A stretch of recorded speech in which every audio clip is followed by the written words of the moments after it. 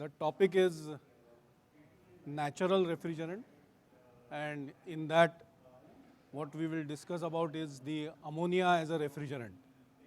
As you are aware, whole world is moving towards natural refrigerant, and India is not behind using natural refrigerant. We have been using natural refrigerant for more than 60 years in India.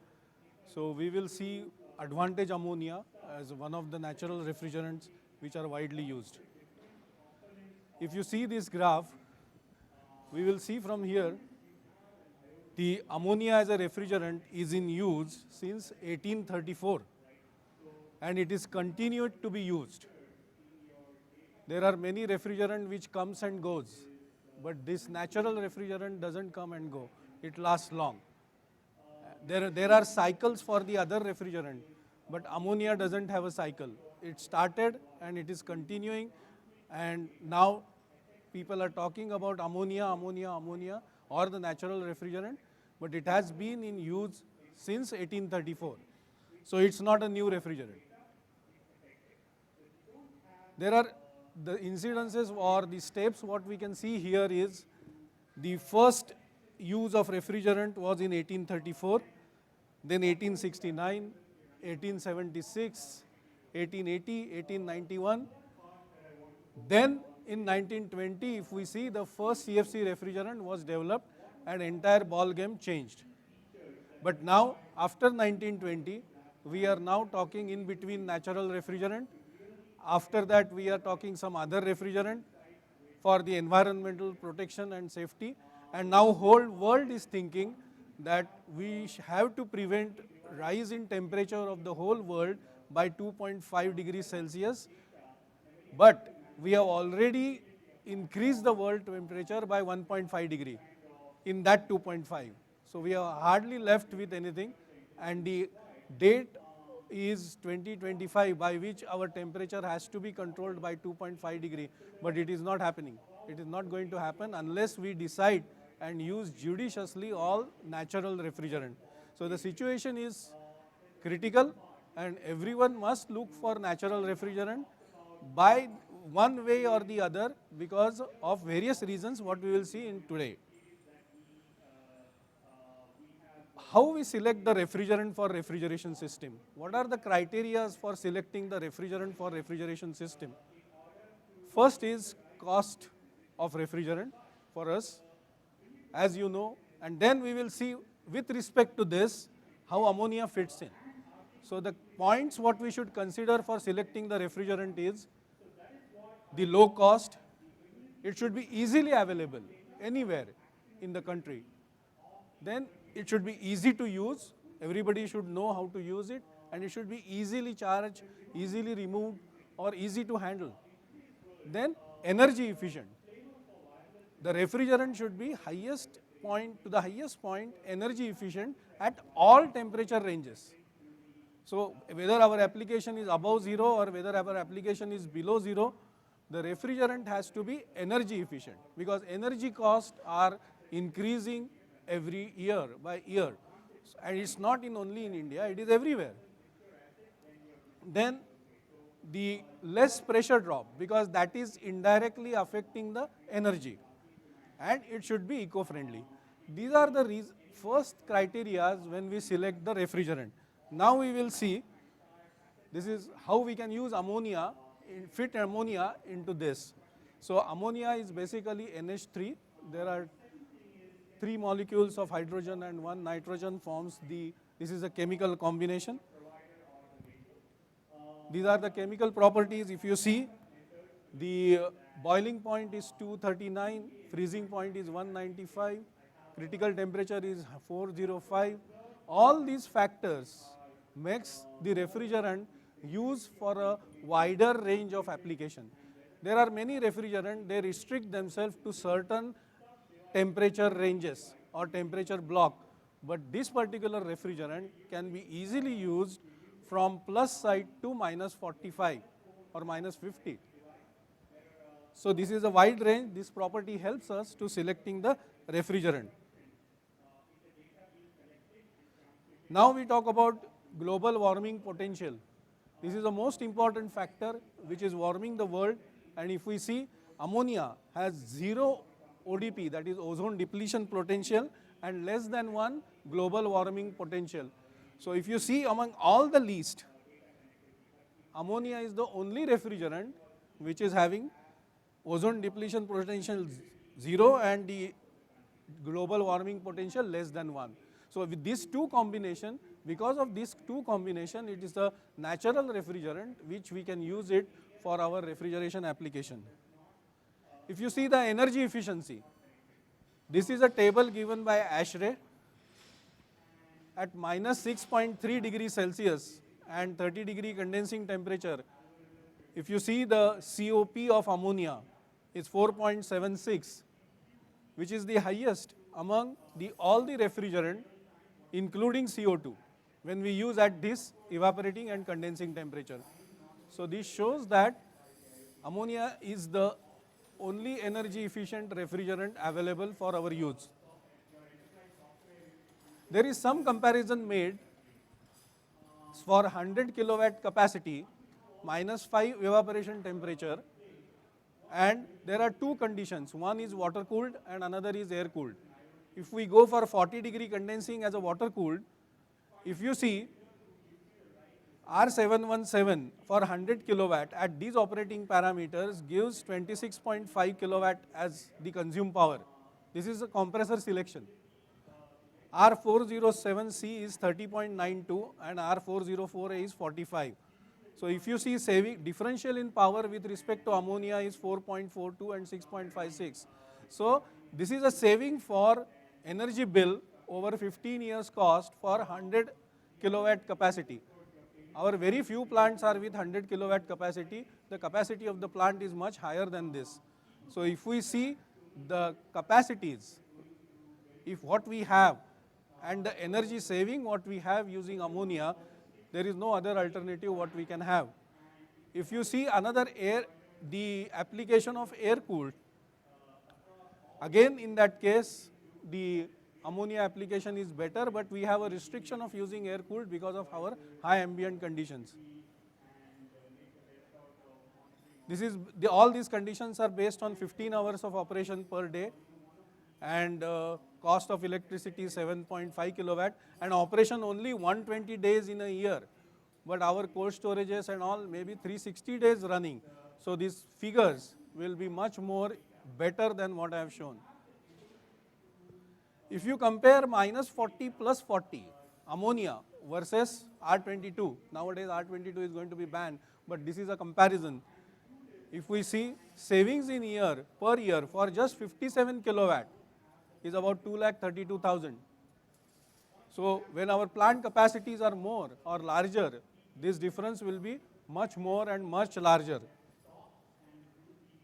Another advantage is low specific volume, so that the size of compressor required for ammonia as compared to the freon and other refrigerant is less. Latent heat and mass flows are better.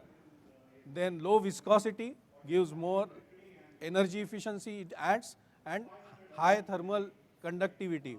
All these factors contribute for a better design of equipment and system, and which gives us more energy efficient operation.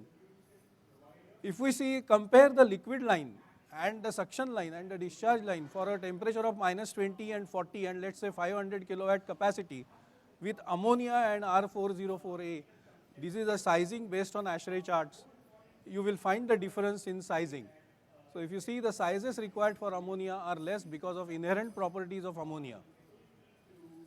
Ammonia characteristics, if you say, ASHRAE defines this as a toxicity, A category, B category is flammability, and B3 is treated as most flammable and A3 is treated as most toxic. But ASHRAE has classified this as B2L. It is not classified as flammable, it is classified as toxic, but that too in B2 grade and B2 lower grade. This grade is specifically developed for ammonia, indicating that we can very well use this refrigerant with due proper care. Occupational exposure limit, what do you mean by that? If a person has to work 8 hours in a day and 365 days in a year and 10 to 15 years of his life in the exposure of ammonia of 25 ppm level, there will be no harmful effect on his body. That is what is specified. So if we maintain proper refrigeration system with maintaining proper leakages and other aspect, routine maintenance, there will be no side effect on any human body. If you see this acute exposure guideline, how much ammonia a person can withstand at what level? So this is a table of IIR, that is International Institute of Refrigeration. They classified at AEGL1, AEGL2 and AEGL3. If we see, there are 10 minutes, 30 minutes, 60 minutes, 4 hours, 8 hours. This is the duration. And if you see the level of ppm level which a human being can withstand with what causes. So this criteria shows that if we take care of these leakages, there won't be any effect. And for your information, human nose can detect 25 ppm of ammonia level. So if our nose can detect 25 ppm and if we can smell ammonia, then we should take immediate action why the level of ammonia should increase more than 25 or more than 50. It is an accident which will level, but otherwise increase the level, otherwise it won't be able to cross the level because we don't need sensor, we ourselves are the sensors. This 25 ppm, that's what I am saying in this slide, that 25 ppm is sensed by us. And what happens from 50 to 1000 ppm? So most of the cases, if you see 100 ppm, till 100 ppm, we don't have immediate impact on our body. And 100 ppm for a short duration is very easily detectable, and we can take care why we should raise a level up to 400, 700 or further to that. So this is a way how we can counter or how we can take care with using ammonia as a refrigerant. These are some of the applications what we are using for ammonia, meat processing. All these applications are used in India. There is nothing new in this, and as far as possible, the ammonia as a natural refrigerant, we should use it for all these applications. If we see the latest development, what is the latest development in ammonia? What even the international airports are now designed with ammonia packages with indirect cooling. Like chilled water is used for circulation for air conditioning, and the ammonia is restricted in the plant room, within the plant room. And low charge packages are also developed which are having charge less than 1 kg per ton or maybe 0.02, 0.06 kg per ton. That much low quantity of ammonia charge per package chillers. These packages are developed and they are coming with more research. And then efficient ammonia CO2, what we have seen in previous panel discussion, we can also use this, but we have a restriction of using this in India, in my opinion, because even if we use brine as a CO2, our ambient conditions, our skill of labor of handling this, we have to develop tremendously, otherwise this could be a disaster.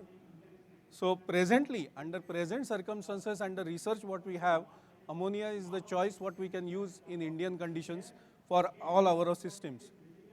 Thank you.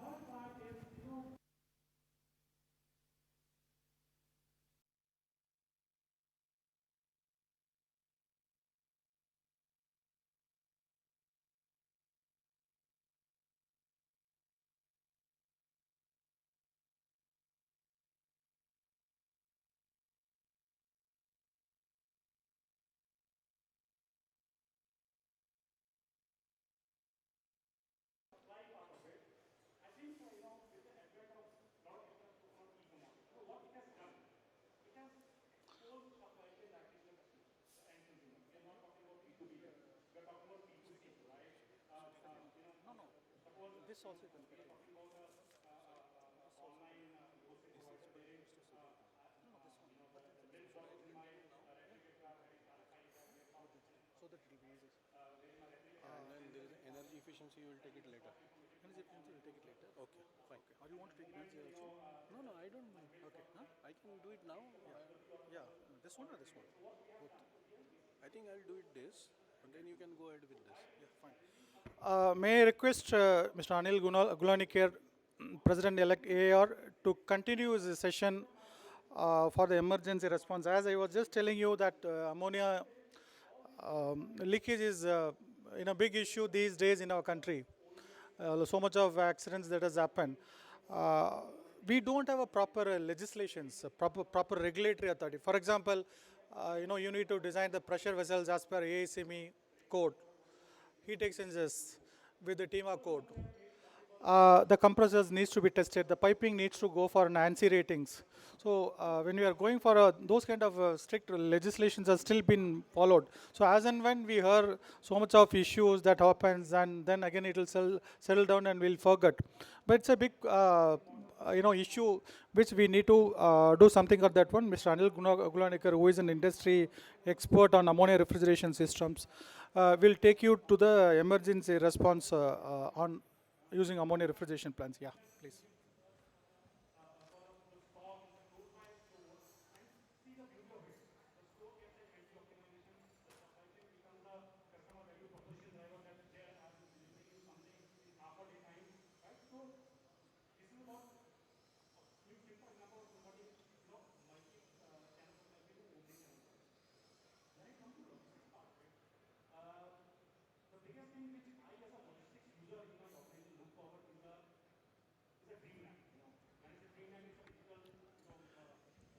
We'll have a topic on now emergency response. Can anyone tell me what do you mean by emergency response?